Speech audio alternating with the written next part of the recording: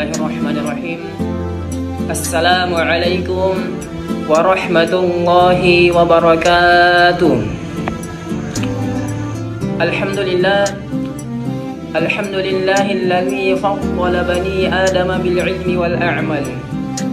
Wassalatu wassalamu ala nabiyyina Muhammadin wa ala alihi wa sahbihi wattabi'ina lahum bi ihsanin ila akhiril ayyam. Amma ba'd. Segala puji bagi Allah yang telah memberikan kelebihan bagi keturunan Nabi Adam alaihi salam dengan ilmu dan amal. Salawat serta salam semoga tercurah limpahkan kepada baginda Muhammad sallallahu alaihi wasallam beserta keluarga, sahabat dan orang-orang yang mengikuti kebaikan beliau hingga akhir masa.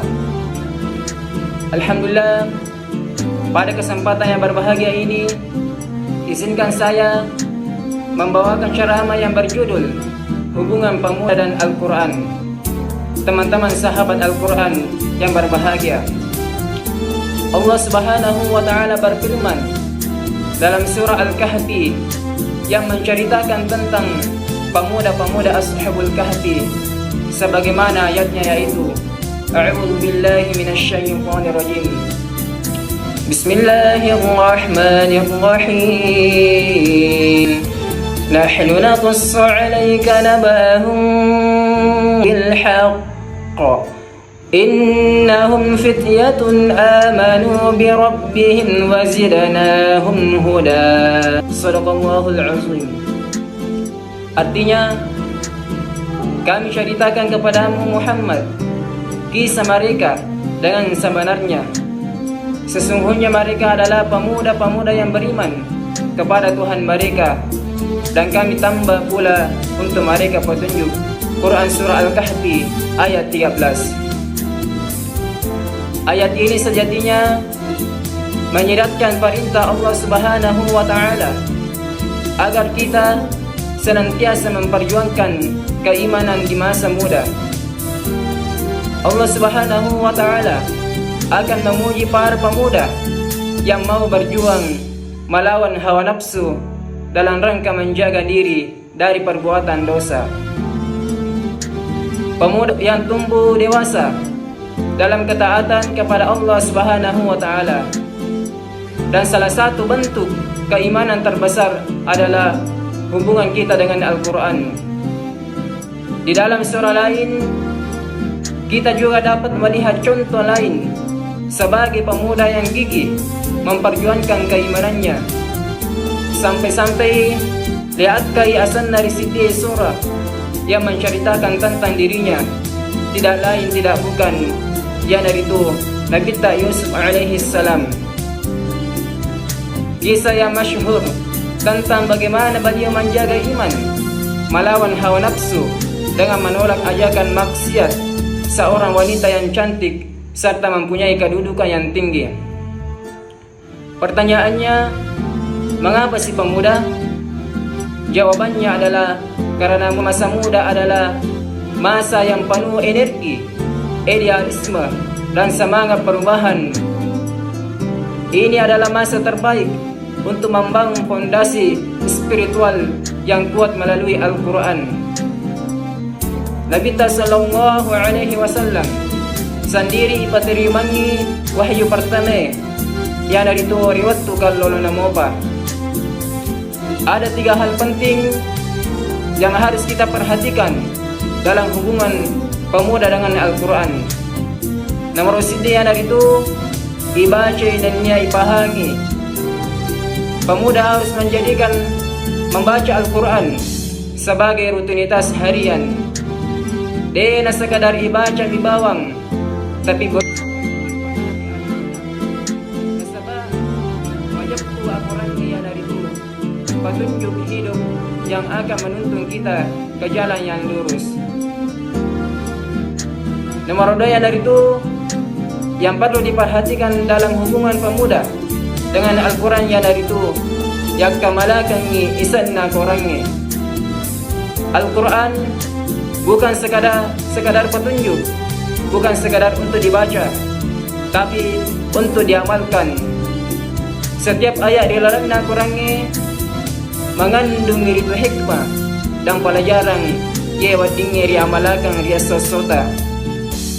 Jadikan Al-Quran sebagai standar dalam setiap keputusan dan tindakan. Nomor 3 yang perlu diperhatikan dalam hubungan pemuda dengan Al-Quran itu pak kurangnya. Sebagai pemuda, kita memiliki tanggung jawab untuk menyebarkan nilai-nilai Al-Quran kepada orang lain. Di era digital ini, banyak cara kreatif yang bisa dilakukan untuk mendakwahkan Al-Quran, baik melalui media sosial makoto paro pangkau ke makasingnya di tengah masyarakat.